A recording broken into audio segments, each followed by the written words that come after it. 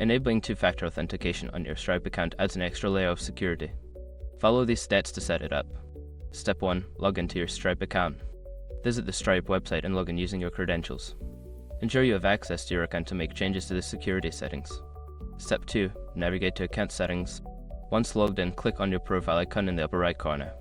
From the drop-down menu, select Account Settings to access your account configuration options. Step 3. Access Security Settings. In the Account Settings menu, look for the Security tab. Click on it to view the security options available for your account, including two-factor authentication. Step 4. Enable two-factor authentication. Find the option for two-factor authentication and click on Enable. You will be prompted to choose your preferred method of authentication, such as an authentication app or SMS. Step 5. Follow the setup instructions. Follow the on-screen instructions to complete the setup. This may include scanning a QR code with an authentication app or entering a phone number for SMS verification. Make sure to save any backup codes provided. Once you have completed these steps, two-factor authentication will be active on your Stripe account, enhancing your security. Remember to keep your authentication method secure and accessible.